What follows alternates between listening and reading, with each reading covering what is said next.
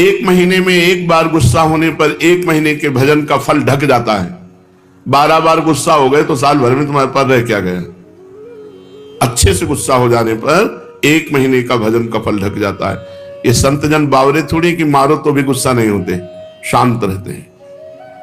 तो बोले जो मारने वाला है फिर वो अगर उसको प्रतिकूलता नहीं दी जाएगी तो और बढ़ जाएगा।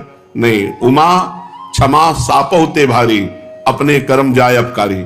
जो तुम्हारा अपकार कर रहा है उसे क्षमा कर दो, तुम्हारी क्षमा उसके लिए सांप से भी बढ़कर जाकर दंड देने वाली बन जाएगी।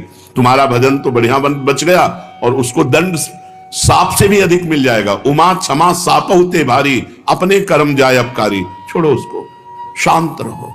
कोई बात करे तो बहुत नम्र और मृदु बात करो और सावधानी पूर्वक जीवन व्यतीत करो। ऐसे किसी स्त्री पुरुष से बात ही न करो जिससे कोई संबंध नहीं है। व्यर्थ में नेत्रों को बहुत संभाल के, वाणी को बहुत संभाल के रास्ते चलते, श्री हरिवंश, जिधर वो श्री हरिवंश आया उधर से मुंह फेरो और फिर बोलो श्री हरिवंश तो चल दो। साधु का स्वभाव ऐसा नहीं होता। ऐसे करोगे फंस जाओगे, ऐसे करोगे फंस जाओगे। बिल्कुल नहीं फंसना। कोई श्री हरिवंश नाम के सहारे, राधा नाम के सहारे आपसे नेत्र मिलाना चाहता है, आपसे बातचीत करना चाहता है, बिल्कुल नहीं है स्त्री। और अगर स्त्री शरीर में है तो बोलना ही नहीं है। कोई पुरुष आपसे कह रहा है भाई जी श्री हरिवंश, बोलना ही नहीं। वो भले माने कि गुस्सा है क्या, पागल है क्या, सुनाई नहीं देता क्या, यही माने तो अच्छा है। ज्यादा अपने को प्रवीण संत न समझ ले, नहीं तो फंसने में देर नहीं लगती। माया फौरन फंसा लेती है, चित्त वृत्ति आकर्षित हो जाती है। इसलिए अपना स्वभाव बदले। भजन का फल है स्वभाव का बदलना। पूरी चेष्टा करता हूं साधना में, परिस्थिति में सुधार संतोषजनक नहीं आ रही, बड़ी निराशा छा रही है। जब हम निद्रा में जा रहे हो और भजन करते हुए सो गए तो हमारा जितना सोने में समय जाएगा वो सब भजन माना जाएगा। जैसे मरते समय नाम ले लिया तो पूरे जीवन क्या किया है परिणाम नहीं देखा जाएगा, आपको भगवत प्राप्ति होगी। ऐसे सोते समय नाम जप करते हुए सो गए तो 6 घंटे, 7 घंटे, 5 घंटे, 4 घंटे जो सोए वो भजन का फल मिलेगा। इसलिए सोते समय बहुत होश में होना चाहिए। सब बातें हटा करके नाम में एकदम डूबते हुए फिर नींद में चले गए तो निद्रा समाधि स्थिति, जो सोना है वो भी आपका समाधि भजन माना जाएगा।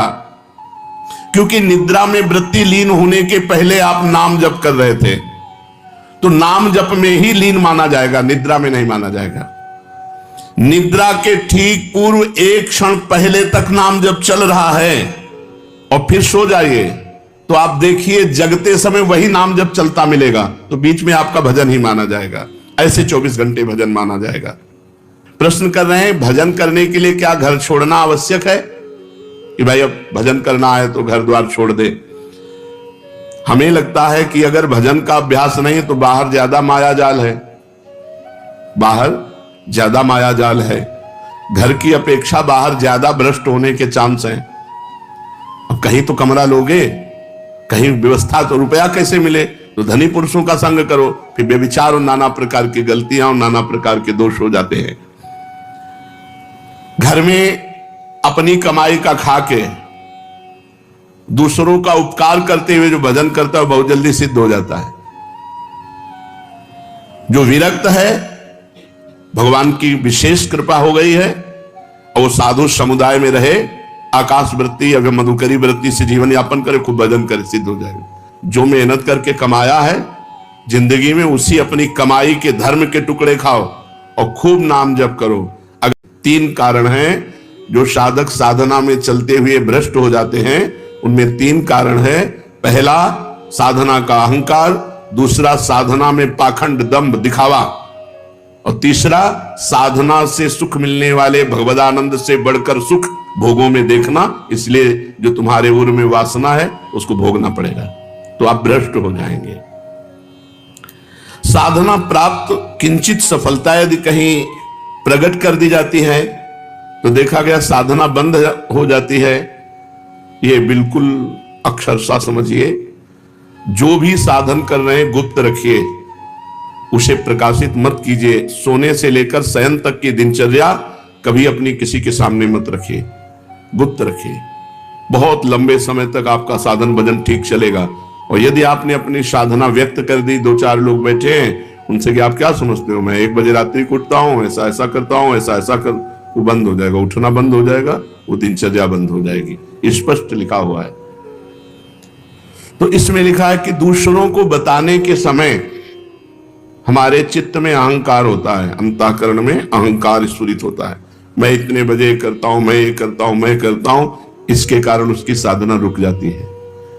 यदि उसे घुमा के वर्णन करे कि संतों ने कहा रात्रि के 1-2 बजे उठ जाना चाहिए, भजन साधन करना चाहिए, फिर ब्रह्म मुहूर्त में अमुक अमुक ऐसा साधना करना चाहिए, संतों ने कहा है, अपनी डायरेक्ट बात ना बतावे कि हमारी साधना क्या है। सदैव अपनी साधना को गुप्त रखे, भगवत चर्चा करे, संतों की बातें बताए।